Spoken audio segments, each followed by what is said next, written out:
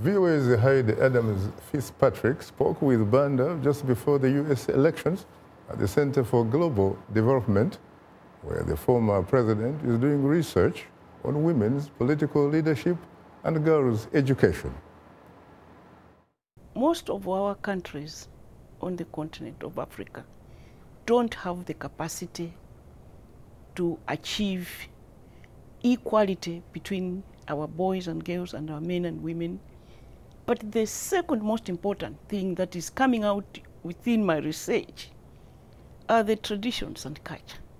The harmful traditions and culture that look normal at household level, but that are affecting our girls in their progress and their attainment of education. My research is looking at the household. How is this girl child being treated? By the time she goes to school, as far as I'm concerned, she has already lost out. She has already been disadvantaged. You are a fellow African just like me. Why is it that African women grow food, harvest, store, process, cook, and then men must eat first, best, and most, while women eat last and less? Why? We need to get as many women as possible into positions of leadership. Not only are they role models, but they focus more on issues of women and children. Is there anything you wish you had done that you weren't able to do, didn't have time to do? Before I appointed my cabinet, I set up what I called the Presidential Initiative on Maternal Health.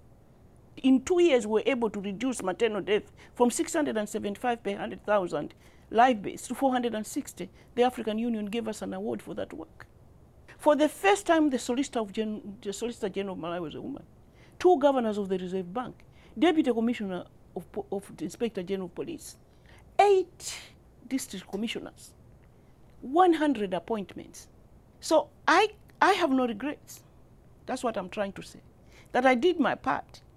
Because you can only provide the tools to protect the women. The rest is up to them. Do you see a rise in the number of women presidents in future on the continent, or do you see that number dialing back or staying the same? The number of women presidents shall rise, not only in Africa but globally. The challenge is not to get women to go to State House.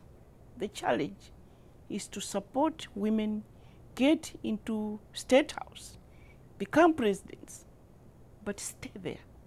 That's the challenge. So what you find on the continent of Africa, South Africa alone, Malawi, everywhere, are capable women that have the capacity to take any position in government, including State House. And they're just sitting there, they're not being given the opportunity. Why? Women's leadership is under attack. That's all I can say. Look at what happened to Julia Gillard, Thailand, Philippines. Look at what happened in Myanmar. Where do you stay under house arrest, run for election, your party wins and you're not president? Look at what happened in Zimbabwe to a vice president who everybody thought was going to take over. Now she's being accused of being a witch. So go all the way to Argentina, Brazil, Chile, and maybe end up here. So I have hope that women shall be elected to the positions. But perhaps what you and I should discuss next time is what can we do to make sure that when our fellow women get into leadership, into State House, they stay.